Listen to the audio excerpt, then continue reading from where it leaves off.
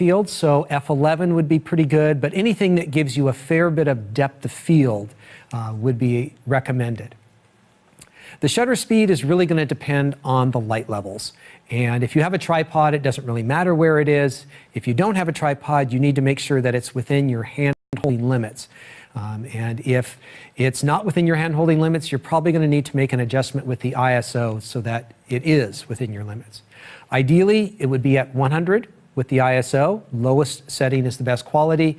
Sometimes, for various reasons, you need to bump up a little bit. Most everything at 200 and 400 is still going to be very clean in most all situations. Exposure compensation isn't getting used in the manual mode. If it's in the automated aperture priority mode, probably have it set at 0 unless you need it for that specific situation. White balance is probably fine on auto. If you know you're shooting outside on a bright sunny day, the beginning of the day, you can just put it on the sunny or daylight setting and leave it there all day long.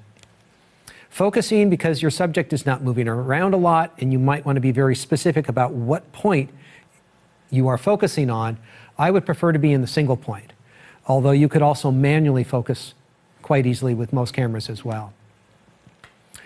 Focus area, single point, would enable you to choose a very specific point so you get your focus set right there.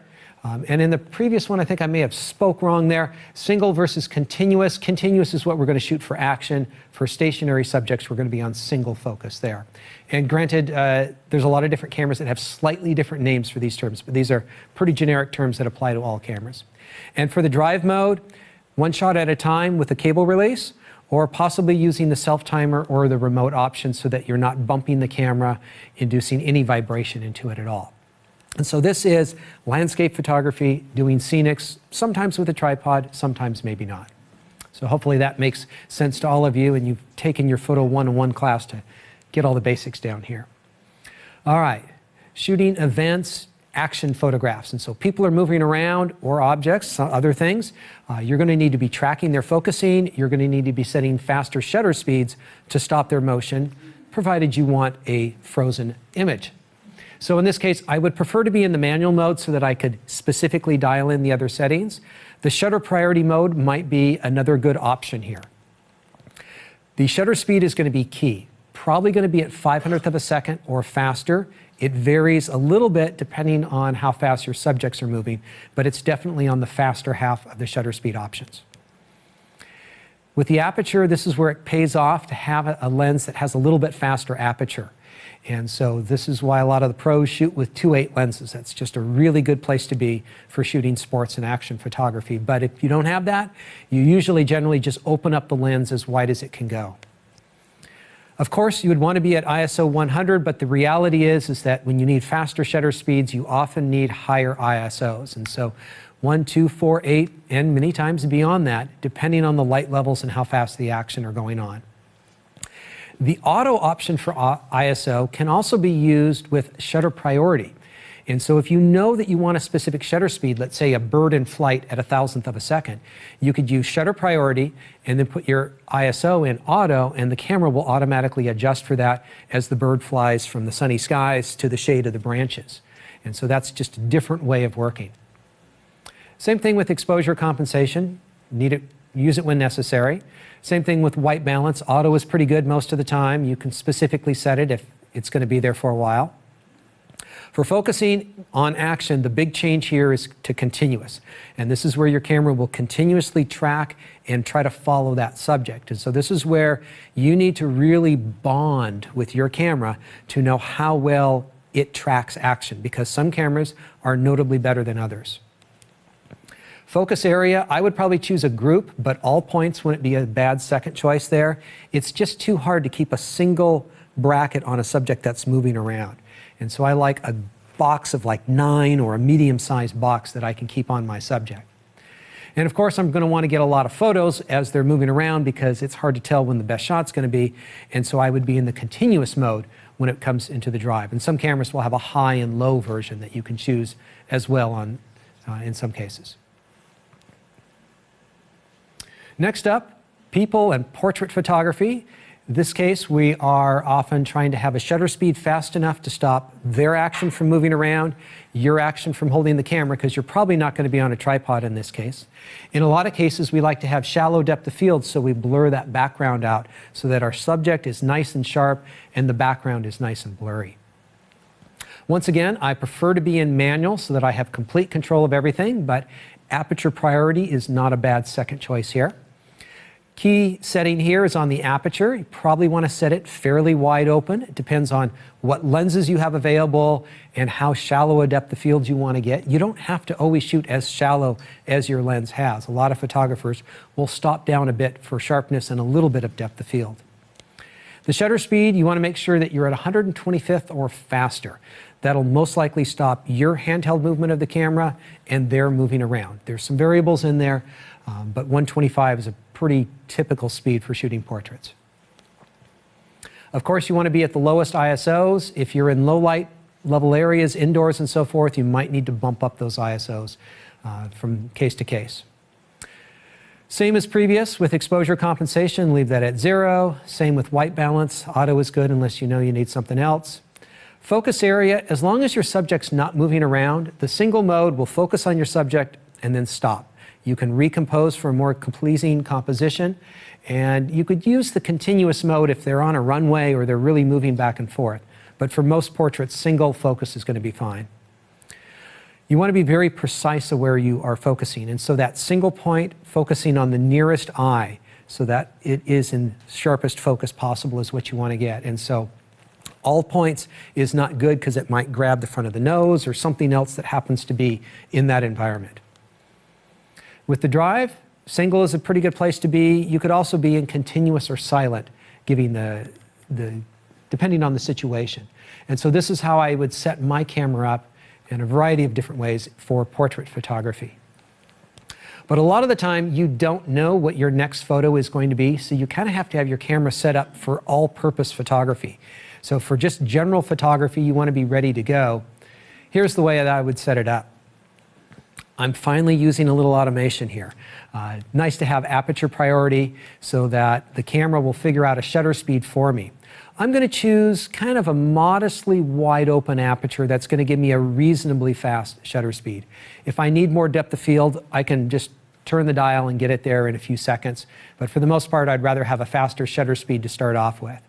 And so you probably are going to want something in the 60 to 500th of a second, unless you're photographing something very specifically that's moving. I tend to leave my camera at ISO 100 because I want to just constantly, oh yeah, I just bumped it up to 400 when I walked inside. I'm going to bump it back down to 100 now that I'm going outside. You want to be a little bit more conscious of the exposure compensation because in the aperture priority mode, the exposure compensation is going to jump in and essentially change your shutter speed for you if you want to make things brighter or darker. Use that as necessary.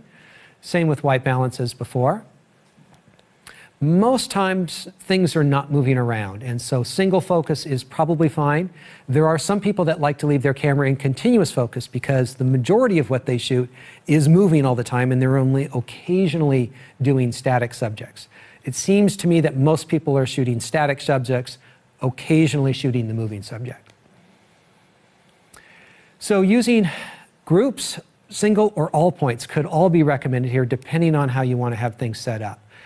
A group is a nice little tight box of them that's going to be quick but give you a little bit of leeway in case you're a little bit sloppy on your composition, that it's going to grab onto what you want.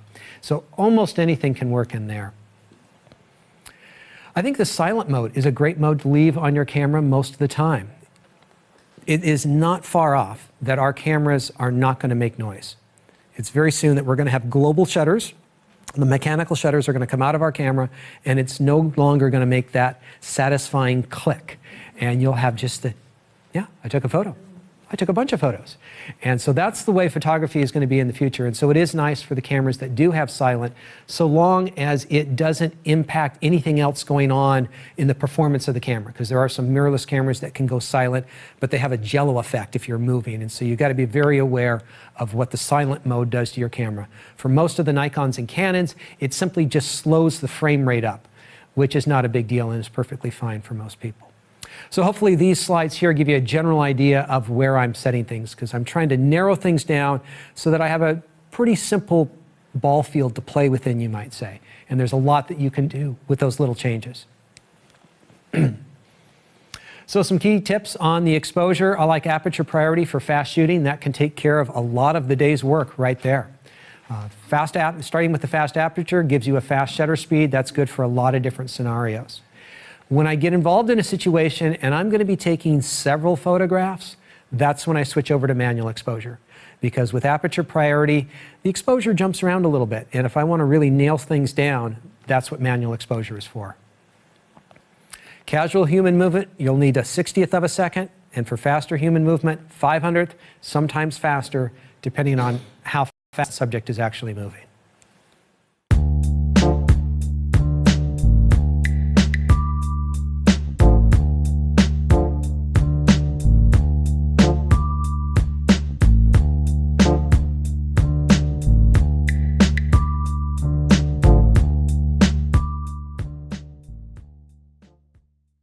All right, a few more advanced techniques here for you just beyond those basic settings. One of the best techniques in travel photography is you have a big scene in front of you and your widest lens cannot cover it from left to right. And so you should all be shooting panoramas from time to time because it's the only way to get in a really wide scene. But it also helps you capture an image with really high resolution. Now, ideally, this is done from a tripod, but it can be done handheld, and the modern software programs can stitch it together quite easily. You just want to make sure that you're overlapping each of your images 20, 25% or so. And as I say, the two main reasons for doing this is that either you don't have a lens that covers that range from side to side, or you want really high resolution, which is what I wanted in this case. I was using, I think, a 300mm lens because it was just a very long and skinny image. But with all that resolution, I can zoom in and you don't see noise and it's very, very clean. And so shooting 3, 4, 5, 6 images all lined up together. There's a number of different programs, Photoshop, Lightroom, and others that will assemble this for you. You just overlap your images. In this case, I was shooting with a wide-angle lens, so I was overlapping almost 50% on each image because things get distorted a little bit more with wide-angle images. But you end up with a very, very high-resolution image, far above the pay grade that you might have paid for your camera in that sense. And so it's a very good technique because we are sometimes dealing with some very long and wide scenics. One of the things that I look for is I always look for a building that has a tall circular place that I can go visit. Because then if I shoot 8 images, north, south, east, west, and between each of them, I'll take those 8 images with a modestly wide-angle lens and I can group them into one gigantic 360 panorama camera. This is from Istanbul, Turkey. You can see all the mosques there. And it's kind of stretching the limits of what you can do with panorama, but it's a lot of fun to be able to have an image that's this large, that has this much detail. And so if we were to actually look at the entire image, it's a very long and skinny image here. And so ideally, I prefer to be shooting this off of a tripod that's level, using manual exposure, manual focus, because all the individual lenses, all the individual photographs end up becoming one complete photograph, and that's why they all need to be the same. You can't shoot this in aperture priority. It's going to adjust and it's not going to come out right. Middle or small aperture works for most landscapey type shots like this. I like shooting left to right. That way when it comes up in the computer, it comes up looking like the panorama that you actually created. And you want to overlap, as I said, 20 to 30%. There are some cameras, and obviously a lot of phones, that have in-camera panorama options. I find that these are better for quick snapshots than serious images that you really want to get the most out of. And that's because of anything that moves will be recorded multiple times, and depending on the built-in software, you might get some unusual artifacts, as they say. And so I don't mind using it when it's not really important. I just kind of want to remember what that scenic area looks like. And so a lot of these cameras, you need to practice it because some cameras you go too fast, some go too slow, and so you got to figure out what that sweet speed is. And as I say, it's not always perfect.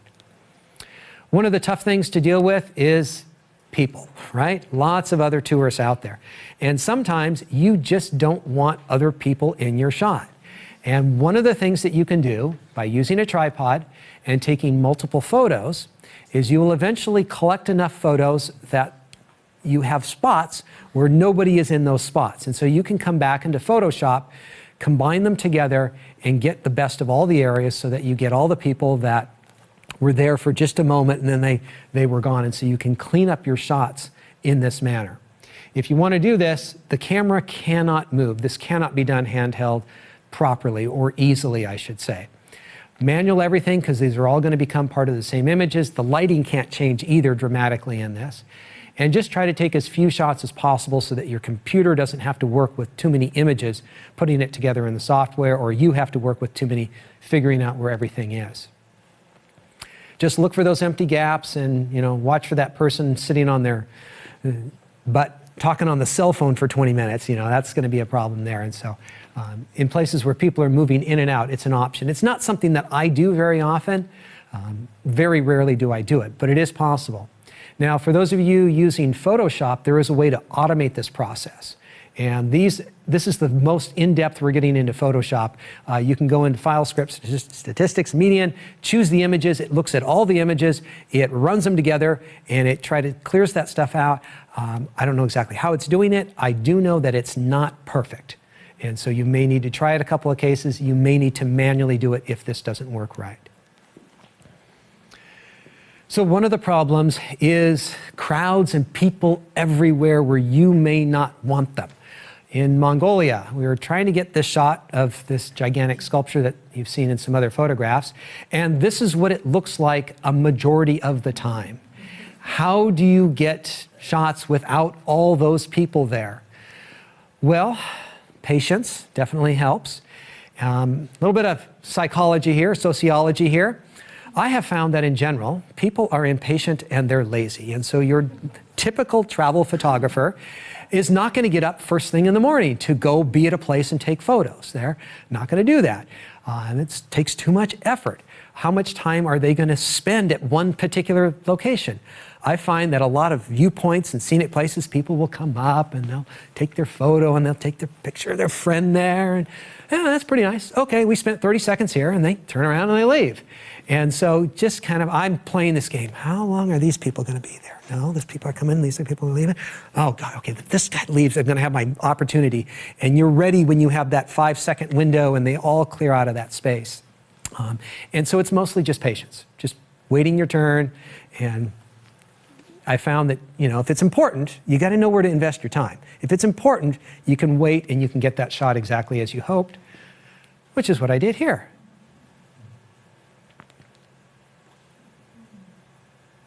One of the very most common situations is you run into a place where it's low light, you either don't have your tripod or they don't allow a tripod, and you want to take a photo.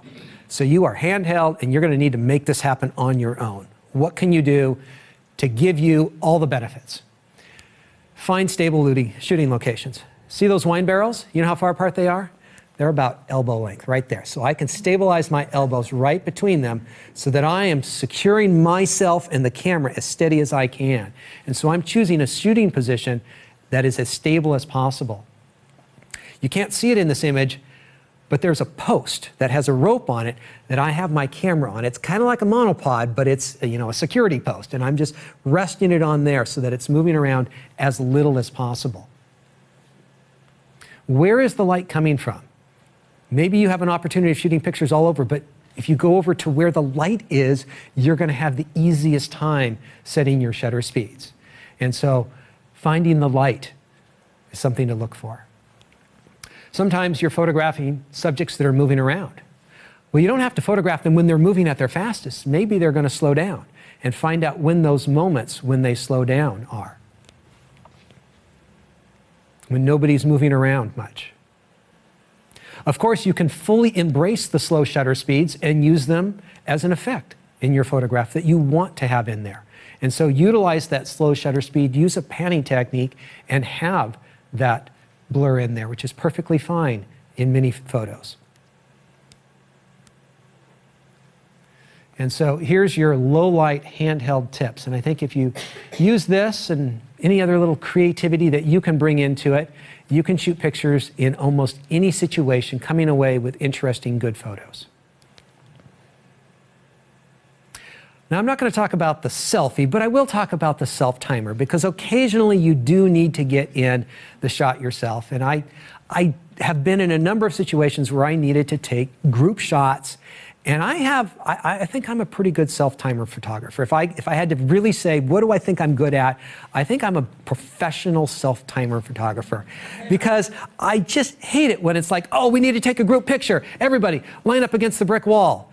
And a brick wall, you're traveling in these beautiful locations.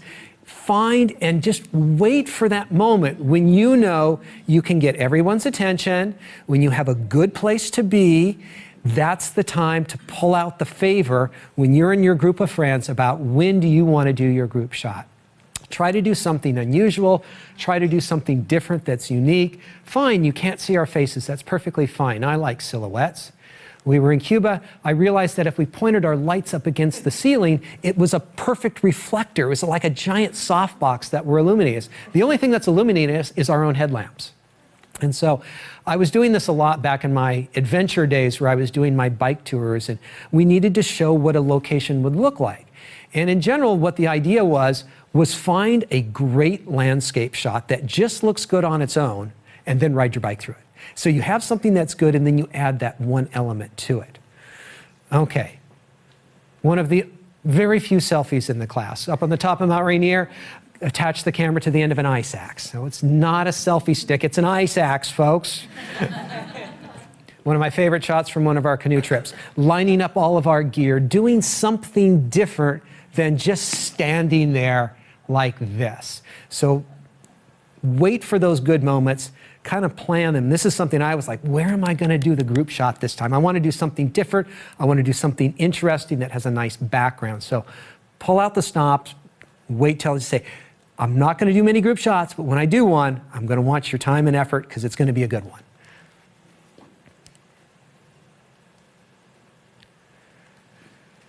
So I like setting the camera up fully manually, test shots, make sure it's right, usually from a tripod, get it composing right.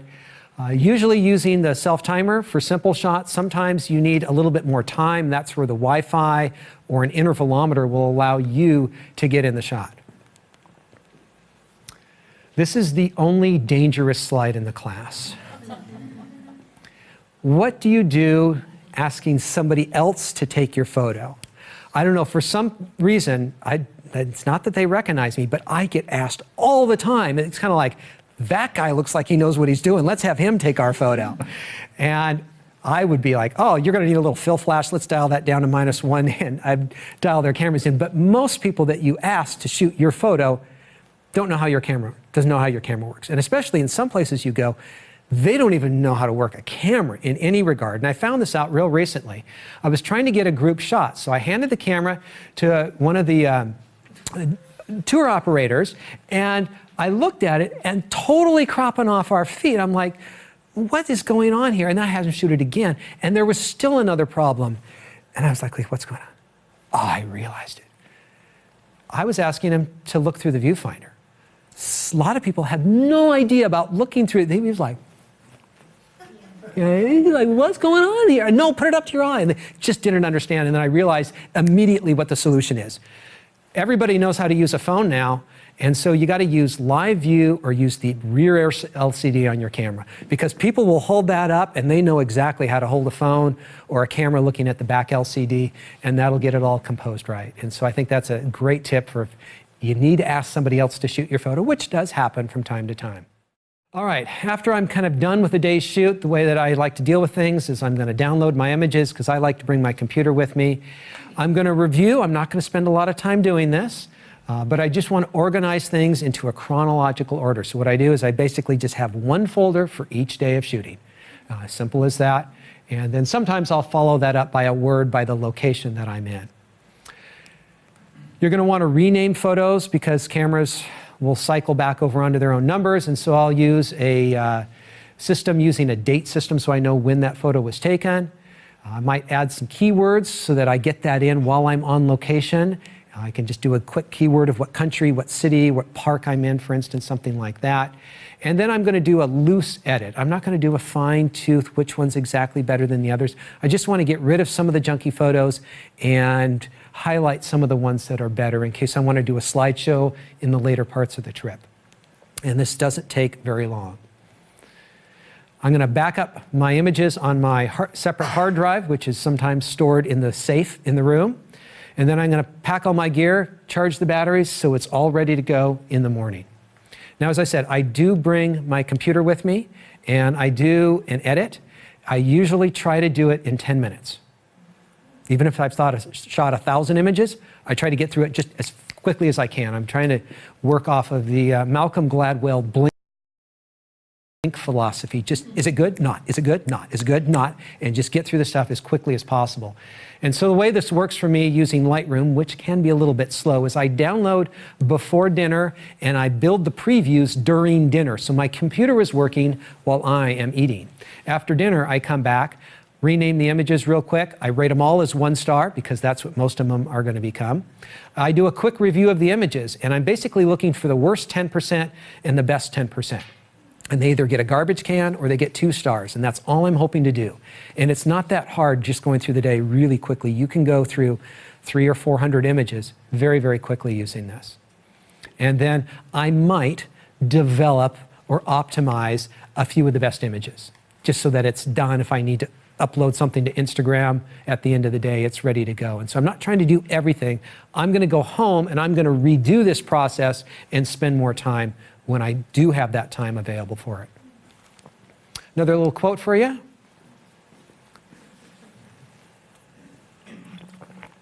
As we start making our way to shooting and composing, you know, I'd go through composition for an entire section in my fundamentals class, and I thought, should I even include it in here? I go, well, let's just include a tip of the iceberg. And so I thought, what composition ideas do I find most useful with travel photography? Because in travel photography, you're often trying to showcase a location. And so here are the ideas that I think work really well. The good old rule of thirds, getting the subject out in the middle allows you to have a subject with a little bit of environment around it. You're trying to show what's this location all about. The idea of just looking up. It's not how everybody sees the world, but I think it's a fun look at the way things are. Balance. When you have more than a subject, they are somehow well balanced in the size and positioning and the space between them. One of my very favorite things is just looking for patterns, and there's always lots and lots of patterns that you can choose from. And so just finding a good pattern, a little element to it, and you're good. Yep, there was the rule of thirds, but I love symmetry as well. And so there is some rule of thirds in here as far as where the lampposts are, where the horizon is, and so forth. And so there's a lot of buildings and structures that are built symmetrical. And I tend to like to kind of go with the flow and shoot them symmetrically as well. We're showing many different subjects, subjects in the foreground, subjects in the background, subjects in the midground. And so having these different layers in your photograph help tell the story of people in their location. Color is always something we attribute to a lot of travel photographs. There's a lot of colorful things out there. Color just makes colors do a lot better on Instagram. It's just something that our eyes are naturally drawn to. It's okay to have small subjects. Showing that big openness of a place gives you the feel that this is a big open place. And giving that feeling along with the photograph is an important element, I think. Framing your subject, using other secondary elements around your subject to give a hint of what the other parts that you're looking at here. And so down in Cuba, there's this one street that I love because you can get it nice, the Capitol building right in this arc. And sometime in the next 40 to 500 years, they'll get the scaffolding off of the Capitol building there. And I think probably the best compositional technique for travel photography is scale. And we've talked about this in many different ways in having open space, rule of thirds, and so forth. But I think that beautiful, iconic photo with the small person, just to show how small we are in relationship to these places we are going, just works out so well in so many different types of travel photographs. And so there you go, 10 compositional ideas to think about. Well, if these are the things to do, what shouldn't you do? And so this is my no-no list. And so composition no-nos, and they run a wide gamut of things.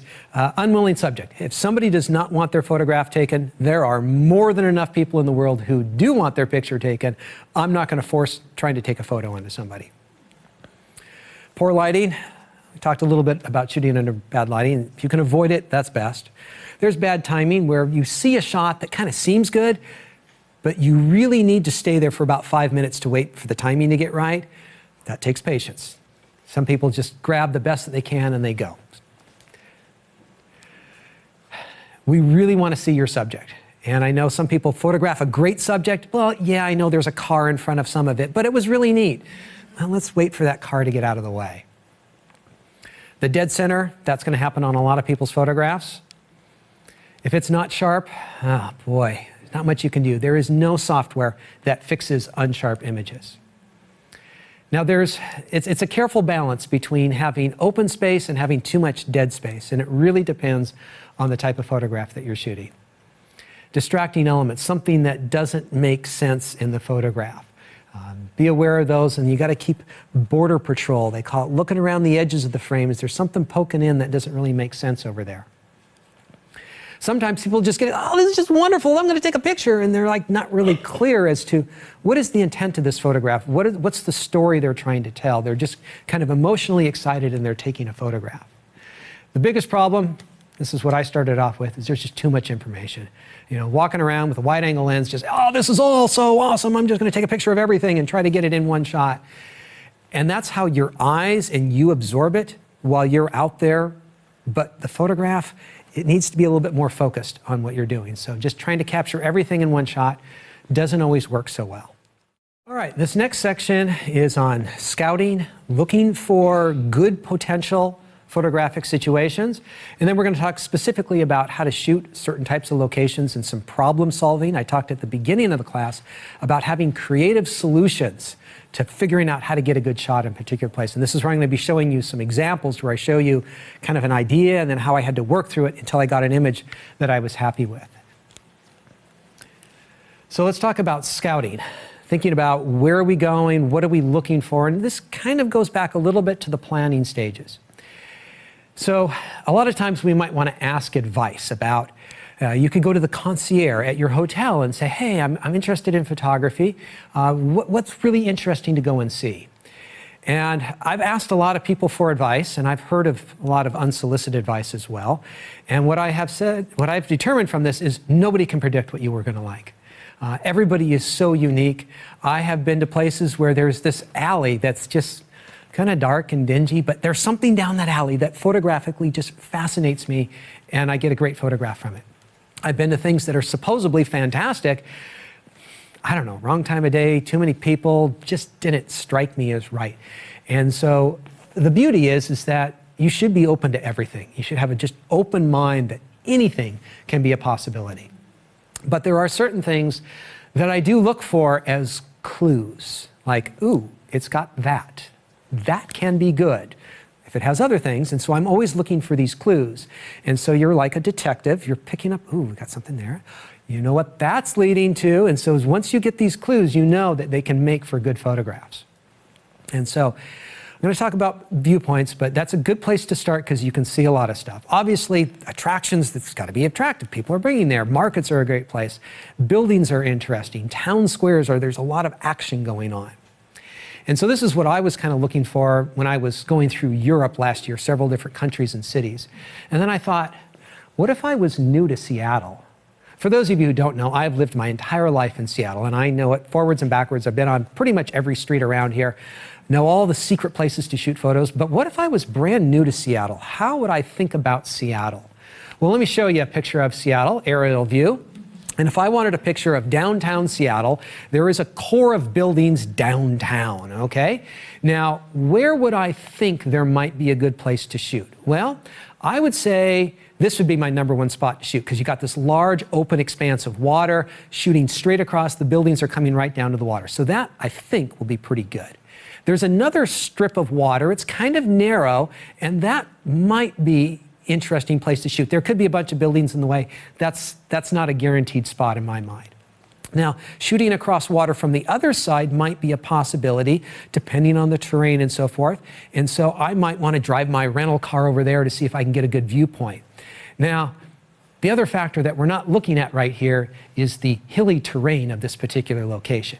And if we bring in a little bit of that hills so that you can see what's going on here, 3 and 4 in this particular scenario are completely non-starter. They are terrible places to photograph downtown Seattle because the hills are too large. But those hills will bring us in other opportunities. Now, number 1 is a great place to shoot photos, which is West Seattle. Gaswork Park is another one of my favorite places in Seattle. But now we have a new hill just to the south over here, which is another good viewpoint of Seattle. And then we have another one on Queen Anne Hill, which is very close to Seattle, which is one of the most popular spots of Seattle. So sometimes these places are intuitive. You can look on a map and look at a big bunch of open water. In other cases, you're not going to find it. If you do research on a city, you will eventually see any place that's a good place to get to has probably been found out. But I do know that there are a few different secret locations that a lot of people don't know about. And so, yeah, you can knock off the big spots at first and then kind of look for your own versions of them. Now, I did mention earlier that a view place is a good place to go. I know when I was in Europe, a lot of times I would just figure out where's the high spot I can go to. And it's not so much that I wanted to shoot photos there, is I wanted to scout the landscape with my own eyes. Not Google View, not maps, anything else. I want to see it with my own eyes. Because there is a deception that you are going to get great photos at viewpoints. In Death Valley, there's this high-up viewpoint, and everything is really far away from you. And this is what happens on viewpoints, is you often get a little bit of atmospheric haze, and everything is really far away. New York City, One World Trade Center. It's a fantastic trip. Go up to the top, wonderful view. It's a little challenging to shoot photos out of there. You got to shoot through glass, and it's just a little bit, you lose a little bit of sharpness there, but everything kind of goes far away. It's, you know, fine for some snapshots, but it's really hard to get great shots in that situation. A high viewpoint in Sicily, there's just not much going on here. Everything is just so far away from the camera. It's a great place for scouting. It sometimes can turn into photographs, but don't go to viewpoints expecting that's where your best photo is going to be.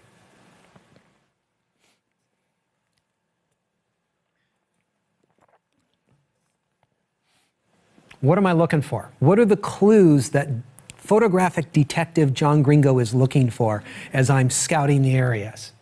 All right, parks are nice. They're free and available to go to. Lots of places to roam around, lots of places to shoot from, things to frame in. I like going to the high points and hills, as we just talked about. Anything old is cool in my book. Texture is nice. Patina is nice.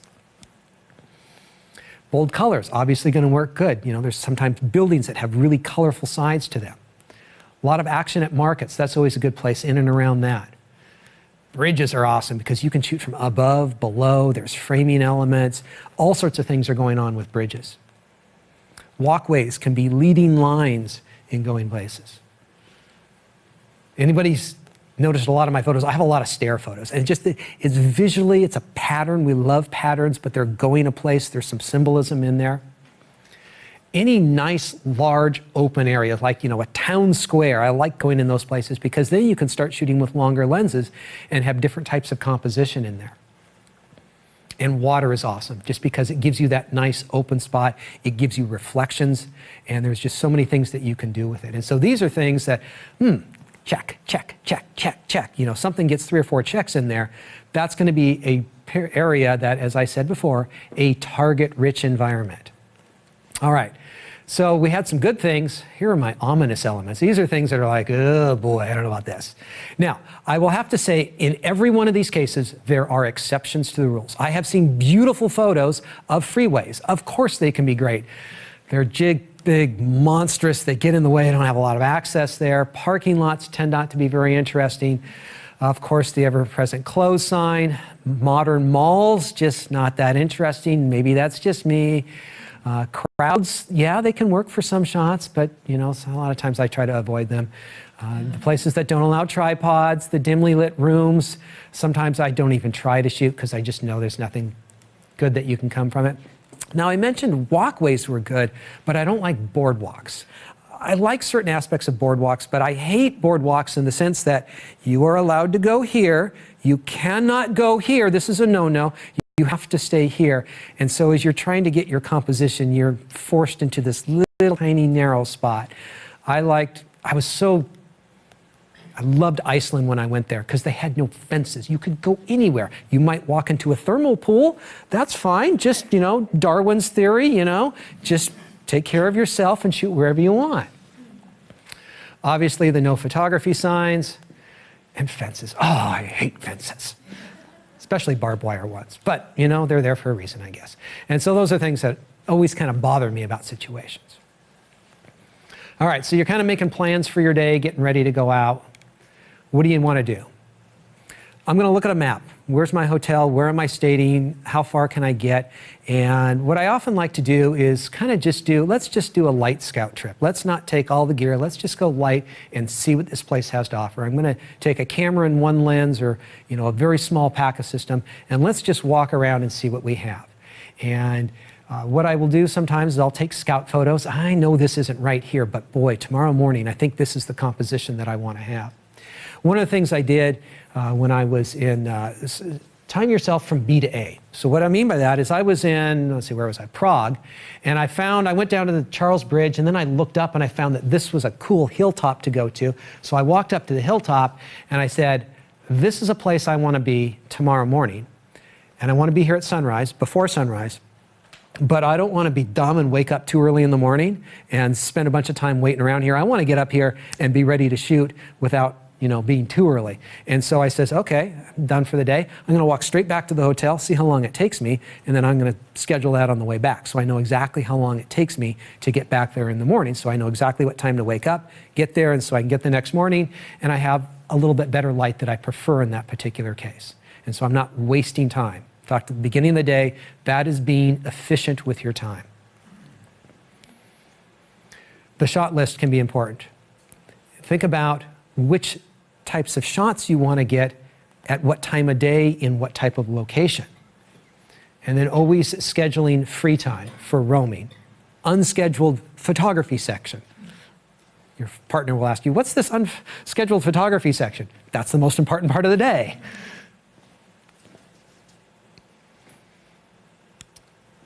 So, if you were to have a list of things, think about, what am I going to do when it's sunny? What if it's cloudy? Does that change where I want to be? Maybe I want to go to the park where there's a lot of trees, and normally in the sunny day it's too contrasty, but on a cloudy day, that's the good time to be there. What's best in the morning? What's the hills of the city? Do I want to shoot from this side or that side, whether it's morning or evening? Think about being at night, or even, what am I going to do if it rains? Am I going to go out and shoot in the rain? Because rain is... I haven't really found a magical way to shoot in the rain, but the few tips that I do have when it does come to shooting in the rain, things that you can do. So if it's raining, one of the options is go find a bookstore and just look at the photo section. Just see what sort of books are in that country or in that location. Spur your ideas for when the weather gets a little bit better. Just rest. Remember, talked about health and safety. That's a good time to rest up and recharge the batteries. Watch a movie, that's fine. You could take one of those traditional tours that some of you would never, ever normally take. Like the Ducks tour, it's way too campy, I can't shoot good photos from it. Hey, you know what? I'm undercover, I'm going to learn about this location. I'll have some fun in a different way. That's perfectly fine. You could work on your computer and cull your images, figure out what your best images are, get some of that done so you don't have to deal with it later. Something else I don't normally do is I don't normally spend a lot of time in museums and galleries, but it's not that I don't go to them, I just pick and choose when the best time to go to them, when the photography is not so great. If you're on a road trip, maybe that's a good time just to drive onto your new location. Planning and scouting for when it does get better. There's a lot of travel chores, we all know those, catching up on emails and everything else, so everything's there. And of course, you can go out and just shoot in the rain. That's fully possible, and there's a lot of great shots that you can get out going shooting in the rain. I know I learned a lesson from some of our clients that we had in Cuba. We had scheduled the night before. We're going to meet at 7 o'clock. We're going to walk downtown. We're in a little tiny town. And we're going to go shoot photos at 7 o'clock in the morning. 6:30 in the morning, just raining. And I'm like, well, we're not going to go shoot today, but seeing how I'm a tour leader, I guess I better get up and go meet anybody that happened to come out to tell them that we're not going. And wow, the people that we were with, they were go-getters. They're like, no, let's go. We want to go. I don't care if it's raining. And I'm like, okay, let me go back and get my coat. Because I did not expect anyone to want to go out and shoot. And it actually worked out quite fine, one of my favorite photos from that day. And this was due to the fact that both sides of the street had covered places that you could shoot. You didn't really need to be in the rain to shoot things that are going on. And there's all sorts of great colors that start reflecting in the water. And so if it's raining, there could be some great shots out there. And when it stops raining, when the road is still wet and everything's still wet, things are kind of cleared out, it's still a great time to go out and shoot. And so if you do want to shoot in the rain, it's nice to have a camera that is more weather resistant. None of them are perfect, but some are better than others. There are rain covers that you can get. I normally don't carry them because I don't shoot that much in the rain, but it's possible. You can just be in a covered area, and there's lots of places that are big, open, covered areas where you can be shooting out into the rain. And then, of course, if you can find an inside location to shoot. So there's lots of things that you can do if it happens to be raining. Normally, I don't like traditional tours. They're too constraining. You don't have control of your time, your point of view, and how much you're shooting. But they can be very helpful for learning about a location, taking a traditional tour. And so obviously grabbing a window seat helps out. Prepping cameras when they're giving you the history of things. Okay, I'm going to get my camera ready so that when I get into this particular location, whatever it happens to be, I'm ready to go right away. I typically like to be either the first in or the last out, and I usually go with the last out. And so that I can hang there for just a moment and get those final pictures while there isn't anybody else cluttering up the area. And so if you're on a walking tour, I like to be either at the front of the tour or the back. If I'm at the front and I find something really good, then I can stop and shoot at it as everybody walks past me, and then I'm on the back of the tour. And then I walk real quick and I get back up to the front of the tour. And so I'm just picking off those few things that are the best. But sometimes the back of the tour is also good because you can shoot things behind you with none of your group in it. I used this when I was in Washington, D.C., wanted to get a picture of the Library of Congress. And there was just a lot of people in the group and it was chaos, and I just kind of carefully waited. I was the last one out. It wasn't a big problem. I just got my few shots, nice and clean shots, and then got out of there. My favorite single piece of travel photo advice that was given to me by a non-photographer was this. I was going to Iceland, and I think this friend of mine knew that I was going to be taking lots of landscape shots because Iceland has a lot of beautiful landscapes. But he said, John, people are going to want to see you doing this bike tour in Iceland. You got to get some pictures of you biking. And so on that trip and subsequent trips, I basically had a self-timer of the day. So every day I would bother my buddy once in order to set up this self-timer shot so that we could get ourselves, so that we could show our story going in the pictures. And whether you know that person or not, it's nice to have a person for scale. Going back to the composition idea, having scale in there. And so even though I don't know these people, I think it's helpful having people in the shots to help show what this location is like in some regard. And so it's okay to photograph strangers on public streets like that. Something happens after you've been in an environment after a while. And we all know, you're on that trip and you're like, I am done with this city, let's move on. And sometimes you are done before you are done, and you still are in this location and you've kind of just expended yourself creatively. I don't know what else to shoot. I have no more inspiration. And if that's the case, you need to make a change. Change something, change anything. There's a lot of things that you can change. Maybe you've been shooting landscapes, now it's time to shoot people. Maybe you've been documenting a particular story, it's time to just do something different, completely out of the realm of what you're doing. You can change the lens, you can change exactly where you are, something about it, but just choose a goal of changing something and see if that doesn't inspire you to go continue shooting in some other manner. This is you at your job. You've been working here for 2 years and no one's even noticed the work you've been doing. Finally, a miracle occurs and the VP of your department is standing right next to you. What do you say? What do you do? You start to go around and around in your head about all the things you should say to impress him, and right as you're about to talk, he's gone. Next time, you'd better be ready. Check out our class, The Art of Networking, at creativelive.com. So this next section is on shooting different locations, cities, parks, or other type places. I think a good way to start with this, just what do I like about this place? What makes it unique? And so here's where we get into some photo stories where I'm going to walk you through photos that I've taken to see how I've discovered a place or interpreted a place in a particular way.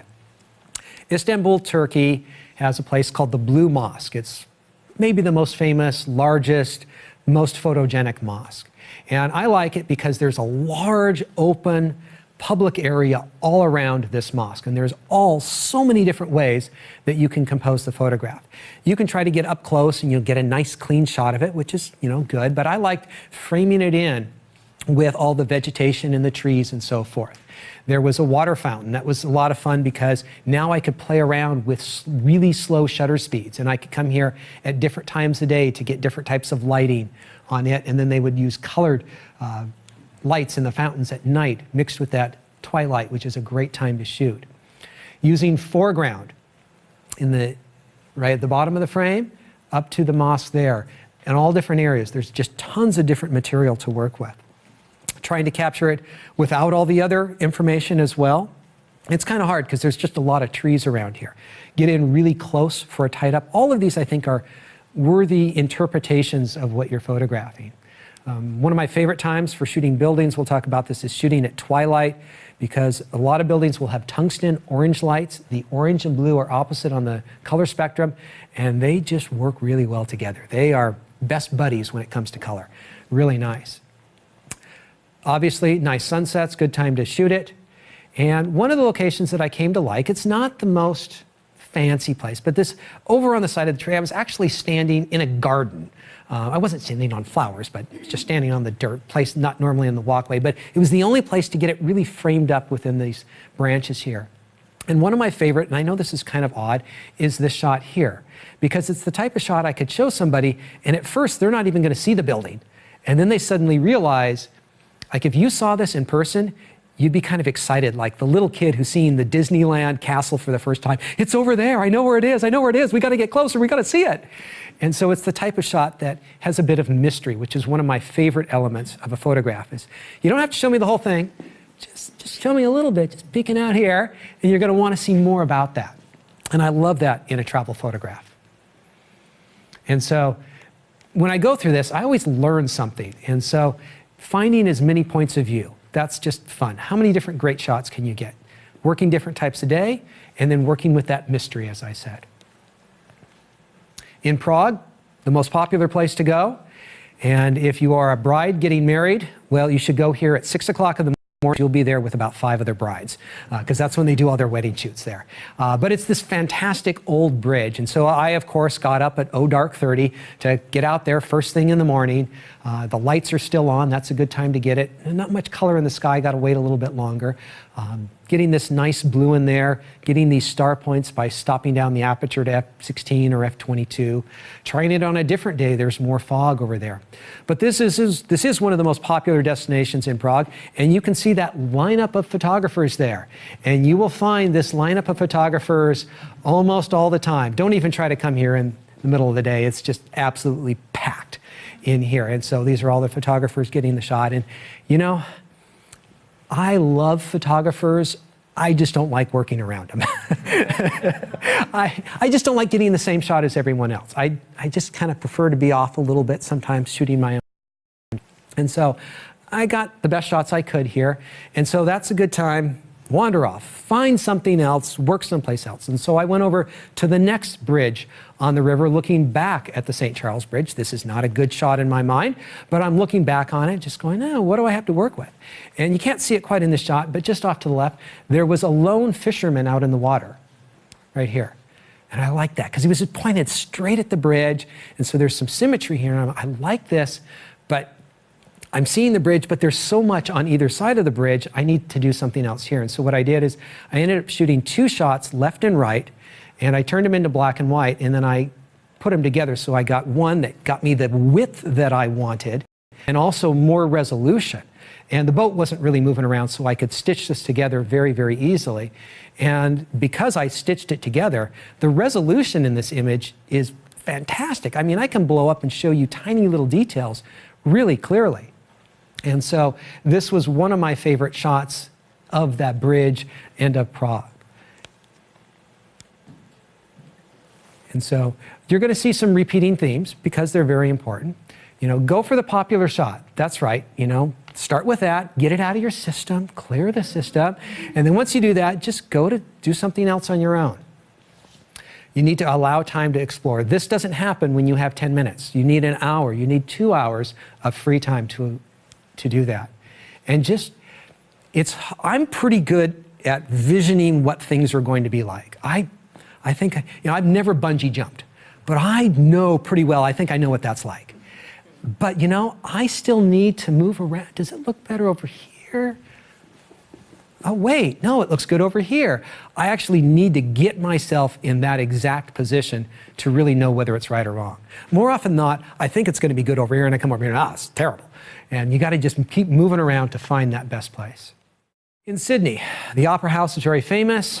You know, getting shots of it with the city line and the harbor bridge there, very popular thing to do. And so, you know, kind of the first thing you do is you kind of get close-up shots, and then I want to kind of back off, do a little bit of framing. There's a park there where you can shoot from, and so I'm trying this, and it came down to the side. There's some rocks down here that you can play with. I'm working with this, and as I look here, I was thinking, you know what? Look at these rocks down here. These rocks are all sculpted and worn in just some really interesting patterns. So I said, that's what I want in the foreground. And so I got in nice and close on that. And it took me a couple tries to find a nice foreground that I liked. But this was one of my favorite photographs here. We didn't end up getting, you know, a beautiful red sunset at the time, but we got a little bit cooler blue, which is nice in a different way, but really finding the most interesting foreground that we could. And so in this particular case, you want to try to shoot in the best light you can, so put yourself in the best place. You may not always get the best light, but try for it. Closer isn't always better. Think about framing and foreground material.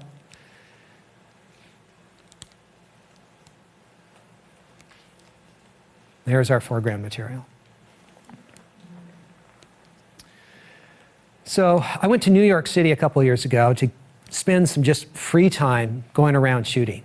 And there was one shot I wanted to get over in the Dumbo district. And I'd seen it many, many times before. It's an iconic photograph. I'm not going to be the first person to get this, but I don't care that I'm the billionth person to grab this shot. I wanted to experience it myself.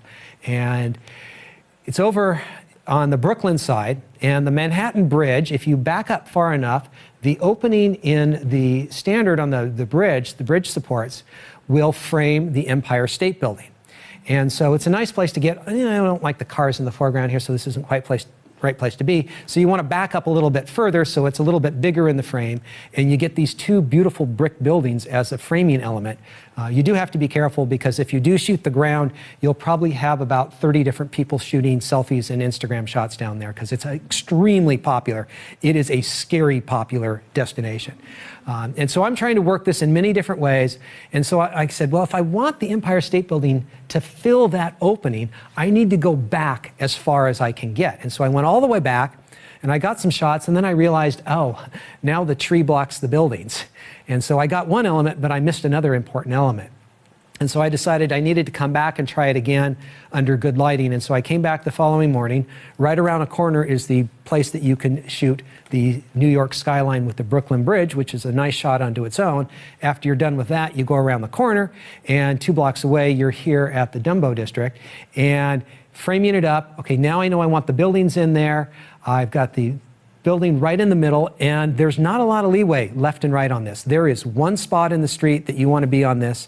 And a lot of people, well, they're not into photography like us, and so they're kind of sloppy. They're photographing it from the sidewalk, and they're up too close, and they're back too far away. But there is kind of one sweet spot that if I asked all of you here in the room to go find, you would probably all end up with a 5-foot region, because that's just where things end up being the best. And so I, of course, tried to shoot a variety of things out there in the morning light. And I got exactly where I wanted to, and then I added the polarizer, and that really made the sky pop. I lightened the shadows up a little bit in post-production, and I got a nice frame shot. It's not an original shot that nobody's ever got. It's been shot a billion times before, but I had fun getting it myself, and I ended up with a nice shot, which is all I care about. One of the things that drives me absolutely bonkers is when I go on the internet into the forums of comments, somebody posts a whole bunch of beautiful photos, and somebody will say, seen them all, shot them all, let's see something else. It's like, why would you be a hater like that? You know, people are saying, oh, people already shot that. You can't go shoot that. Everyone's already shot it. Does that mean you shouldn't read a book that other people have read? Go to a movie that other people have seen? Don't you? You have a right to experience it yourself. And so I say, shoot whatever you want. I don't care how popular it is. Have your own experience shooting it. So for something here, sometimes there really is only one spot. I like to, you know, create my own version, but getting that lineup, there really is only one spot to be. If you can schedule a couple of mornings, 2 evenings, it's nice to go with a learning. Okay, this is the test one. We're going to see if we can get a great shot. And if things don't work out, we have another opportunity to come back the next day or at some other point. And just keep trying to improve upon your shots. Don't just take the same shot, click, click, click. No, change something. Change your depth of field, your focus, your point of view. Change something. There's no sense having duplicate photos. You can do that afterwards very, very easily. Ait Ben Haddou is in Morocco, and we were leading a tour, and it had rained just terribly the night before. It was kind of unusual. It just rained a lot. We went up in the morning, did not have much hope, and there's this fortress that is kind of a spectacular fortress, and this was my first shot, and I am keeping the time down in the lower left corner just to show you the pace of events here. Now, as I'm sitting here and I'm looking at this, okay, first, I just want to get a shot off just in case they kick us out of here and for some reason we have to leave. I have a shot of it. And then I'm thinking, okay, let's make this a better shot. And I'm looking around, I'm like, okay, what do we got to work with? And I look down here in the bottom right-hand corner, and I see the puddle of water down here. And I'm thinking reflection. And so if we get down to the water, we can have some reflections. And so there's this whole river that we could work from. There was a whole group of us, about 12 of us. And there was room for everybody to work in the river, and you could choose any spot you wanted. And we're starting to get that morning light. Now notice where that morning light's coming from. 90 degrees to the right-hand side, which is the time you pull out your polarizing filter. Let's look what that does to the sky. Now we're starting to see some nice blue in the sky and some nice clouds in the sky. And so now we're just, you know, we've been here for about 20, 30 minutes or so, and I'm playing around, what exactly do I want in the foreground? Because there's a lot of nice kind of random rocks. But what I ended up choosing was what we saw in the very first photograph, is these really smooth mud down here, which just has some really nice texture to it. And I love it because you get a little bit of the reflection, you get water in the scene, and most of the photos here don't have water. You're taking advantage of that unique thing that happened, that rain the night before that you were cursing at. Oh, it's raining, oh, darn it. But as I said, after the rain, there's some really good opportunities. And so consider where this photo came from over the course of a little over a half an hour. And that's why you want to get there early, kind of figure out what's working. Is this working? Is that working? What can we do to make it better? And that's what we talk about, working the scene so that you can get the best image possible out of it. And so arriving early, well before you need to be there, time to move around, time to investigate and figure out what's going on. And it's okay that it doesn't have good light and shooting scout photos there. And once again, finding that good foreground, it can really add an extra level of interest to the photograph.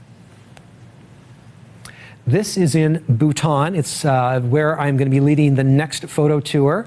And this is an awesome place. It's one of my favorite places. It is a bit of a hike up there. So for those of you who do like getting in a nice energetic walk, it is a couple miles up here, but it is this amazing location where there's this monastery up on this cliffside, this unbelievable cliffside. Now, when you get up there, there are the standard tourist viewpoints. And as I've talked about those standard tourist viewpoints, it's not always my favorite place to shoot from. Sometimes you have to, but there's a lot of people up there. And so I'm always kind of working around on the different walkways.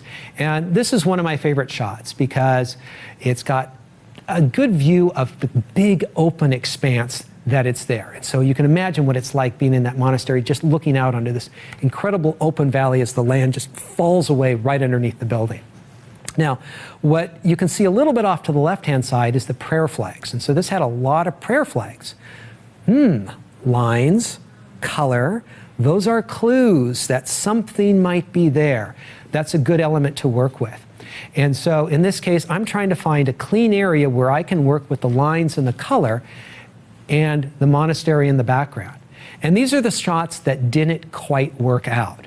Now, I did notice that there was this one really long strand, and it was starting to go up the mountain. The winds were coming up this hillside and just blowing up higher and higher and higher. And then it's a matter of timing. Wait for it, all the way at the top, where it's nice straight line, or, nice taut line over there. And this lasted for, 10, 15 seconds, and then the winds changed, and it all kind of flapped down and wasn't there. And it was scouting out the right location, waiting for the right moment. And so, as I've said a couple of times, the viewpoints are just starting, all right? Look for the clues. What are the things that would add to a good photograph, and try to incorporate them, and wait for the right moment. And this is where, I'll run and catch up. If you know that something's going to be good there in a moment, I would do everything. Don't worry, I'll skip lunch. This is coming. This is going to be great. Waiting for those can be very important. Let's go in a little bit tighter now. Let's talk about shooting some details and not worrying about the big photo. We're looking to talk about little things that help tell the story of where you are and what this place is like. And so there's a lot of reasons why you want to go in tight. And there's a lot of ways that we can do this with different lenses, working with different types of depth of field, because we need to get in really close there to look at that. Ow, it's got my head. And so we're not trying to show the whole thing. There is a place to show everything, and then there is a place to go in and show details. And there's a lot of different ways in which we can do this. So some quick tips to start off with here. Just find anything that's interesting, thing that helps tell a story. Clean surroundings. And so you don't want a lot of clutter that's not really a part of the subject that you're thinking about. And oftentimes that shallow depth of field works very well. That's where that 50 millimeter, the nifty 50, can come in really handy. Now, I'm going to just kind of divert for a moment and talk about shooting buildings, because it's not a big location, but it is a specific area that you're trying to get. And so there's a lot of different things that can be important. The Acropolis in Athens, the key thing here was getting up to a high viewpoint and getting there before sunrise.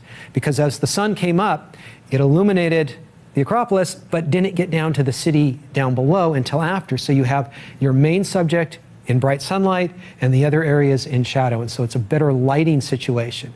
But that requires getting up when it's completely dark and getting to that particular location. The Flatiron Building in New York, that was a lot of fun to work with because there's a lot of different elements. So obviously having some foreground, the taxi cab, and then going over to the crosswalk so that I have an additional pattern, color, and then an iconic building rather than just the building itself, which is interesting, but having those other elements is good. I found a spot that I could safely stand in the New York City streets and not get hit by a car. It's pretty rare. You'll look down here at the bottom of the photograph, there's a little bit of a V. And what that is there's a little angle where there's a potter plant and there's a road coming in and the street coming down. So I can stand behind the potter plant for protection, and I can shoot photos kind of from a middle of the street position. And as I shot photos here, I was trying to figure out, okay, what can I do to make this? Because it's a good viewpoint of the building, but what other element can I figure out? And every once in a while, there'd be just a ton of people crossing the street. And then I remembered, subway. The subway lets off about every 3, 4, 5 minutes or whatever it is. And when they let off, everyone comes across that next street. And so if you want to show those crowded streets, you just wait for the timing of that particular shot. This is the largest adobe building in Mali, and it is in Djenné. And went out, shot it, nice, clean, basic shot one morning, went out another morning, and we had just slightly better light, and we had these 3 boys out in front for scale. And they really helped tell the story of how large that building is. And so once again, multiple opportunities gave me a slightly better version of this. So let's run down my top 8 tips for photographing buildings. Figure out where you can get to and find anything that you can to your advantage. Shooting on the other side of a lake, that gives me a little bit of reflection to work with. What's the best point of view? A lot of times I do like symmetry in my buildings, especially buildings that are very, very symmetrical. The city light crew did not put in the lights symmetrically, which made me a little bit upset, but there's only so much you can do about things in life. I did the best I could. They need to just twist that one lamppost around about 45 degrees. Choosing an unusual point of view, once again, that looking up can be very good. Being there at the right time of day, so shooting in good light. We're talking about sunrises and sunsets where there's not as many deep, dark shadows and that heavy contrast. The blue zone, sometimes referred to as the blue hour, which is not an hour, which is why I don't call it that.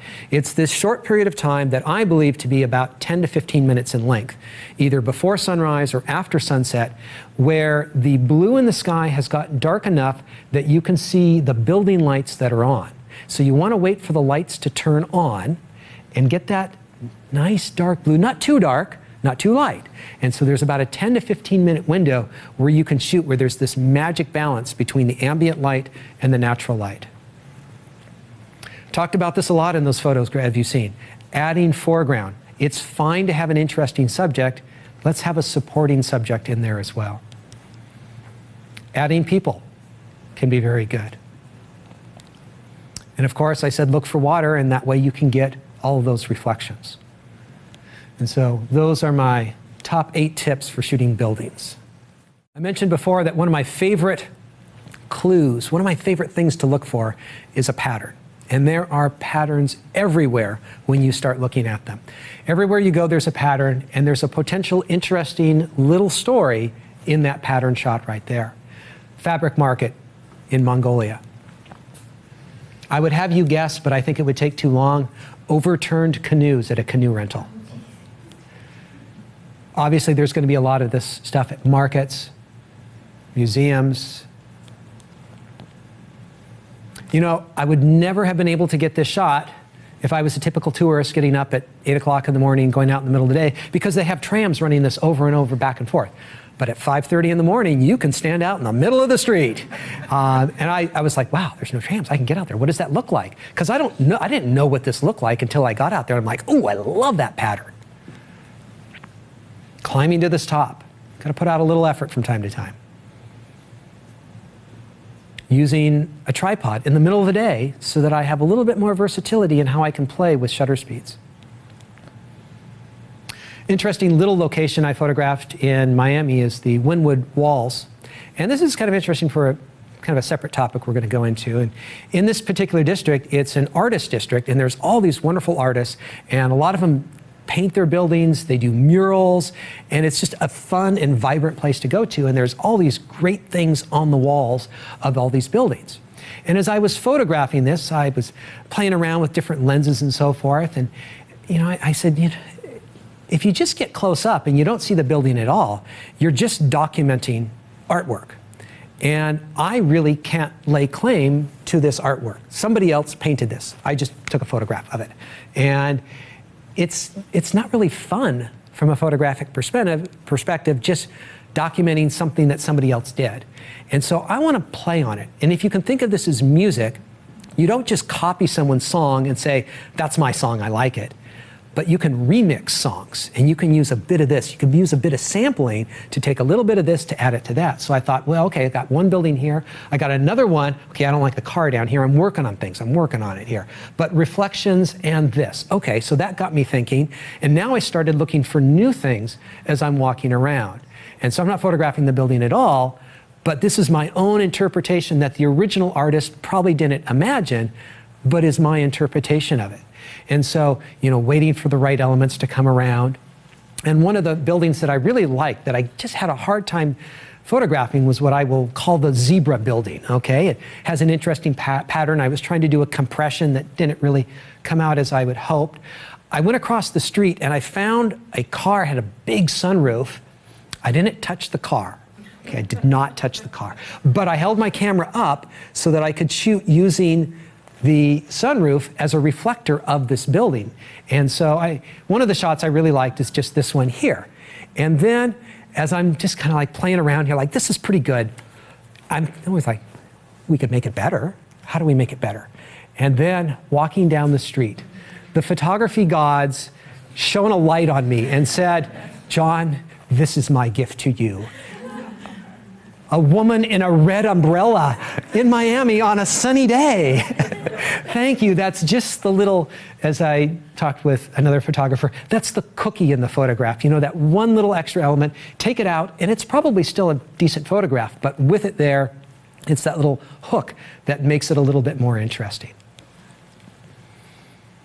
And so if you are photographing other people's artwork, you can document it if you just want to know what it looks like and have a record of it. That's fine.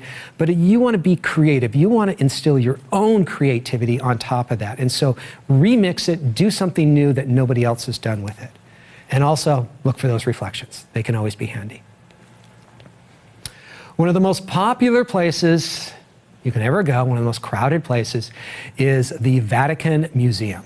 And I went there, and I didn't actually do this, but what I felt like doing is, hi, I'm here to see the Vatican Museum. This is really cool. Where's the exit?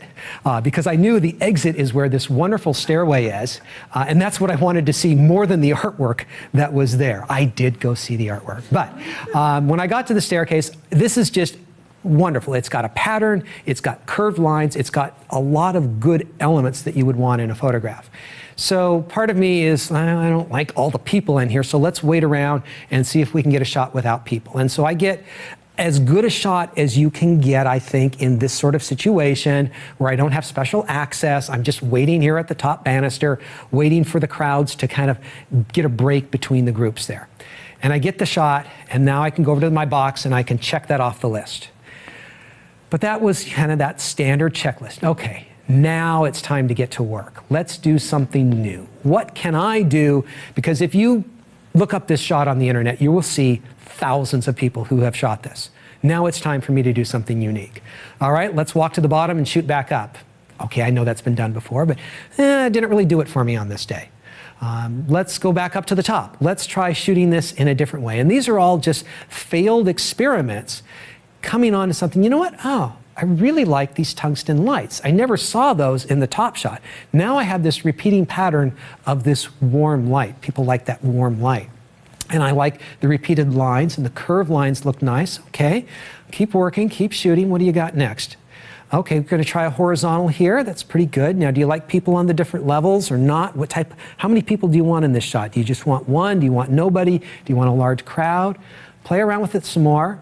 What if I back up? That just kind of counterintuitive. Usually I want to get close, I'm going to back up. But now I have a pattern in one direction, and I have something breaking the pattern in the other direction, and I go, that's kind of nice. Well, what if I did that on the top end of the frame as well? Okay, now I have this in here. Okay, so I've got a number of different elements that I'm working for, but this is what I call revealing the magician's trick. See this area up here in the top, where you can see the ceiling and you can kind of see outside of this beautiful environment of the stairway going out? That kind of really takes your eye out of the environment into an environment that's not like what we want here. So if I can reframe this without that, I think there's going to be something good there. And then I was trying to decide, do I want people or no people? And I decided in this one I would go with no people, and the shot that I ended up was this one. And I'm very happy because when I type in the Vatican staircase, I don't see any photos like this. And so it's nice to come back with your own version. I don't know if it's better or not than anything else, but I was just having fun with my creativity, which is, I think, what a lot of you probably like to do. Is you want to be creative, and you can do it in places that literally have thousands of people walking by it every day, and no one will see what you see. So the lessons I learned from this: get your iconic shot, get it out of the way, and then get some free time in. And take your time to explore. And don't get too locked in on one idea. And so sometimes you're like, I gotta get this, I gotta get this, I gotta get this just right, and it's gotta get right, and it's never gonna happen in some